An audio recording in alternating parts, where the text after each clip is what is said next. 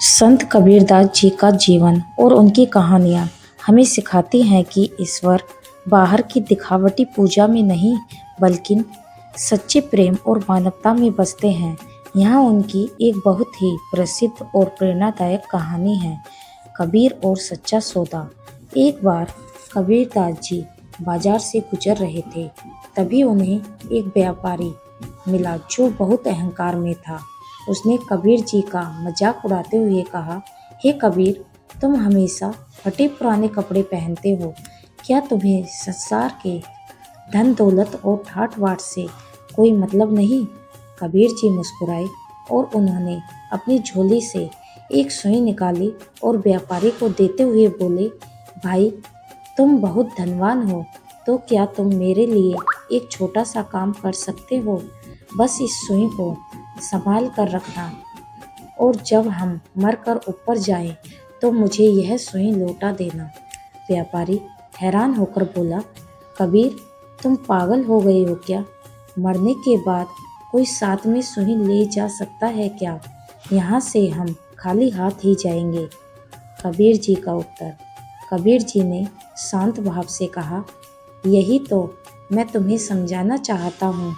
जब तुम इतनी बड़ी बड़ी धन संपत्ति अपने साथ परलोक नहीं ले जा सकते, तो फिर इतना अहंकार और संग्रह किस बात का? वह व्यापारी कबीर जी की बात सुनकर स्तंभ रह गया। उसे अपने अहंकार का आभास हुआ और उसने महसूस किया कि कबीर जी की सादगी में ही असली ज्ञान छिपा है। इस कहानी से हमें क्या सीख मिलती है? अहंकार का त्याग, सांसारिक धन दौलत क्षण भंगुर है। मनुष्य को अपने कर्मों पर गर्व करना चाहिए, न कि भौतिक वस्तुओं पर। सादा जीवन, उच्च विचार। कबीर जी का जीवन हमें सिखाता है कि हम भले ही बाहर से सादे दिखें, लेकिन हमारे भीतर का विचार उच्च होना चाहिए। मानवता सबसे बड़ा धर्म है।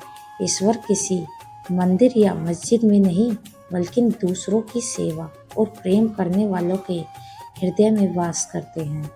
कबीर जी का यह दोहा इस कहानी का सार है। साईं इतना दीजिए, जामे कुटुंब समाए, मैं भी भूखा ना रहूं, साधु न भूखा जाए। अर्थात, हे ईश्वर, मुझे केवल उतना ही धन दे जिसमें मेरा परिवार चल सके, मैं स्वयं भूखा ना रहूं और मेरे द्वार पर आने वाला कोई साधु संत भी भूखा ना जाए।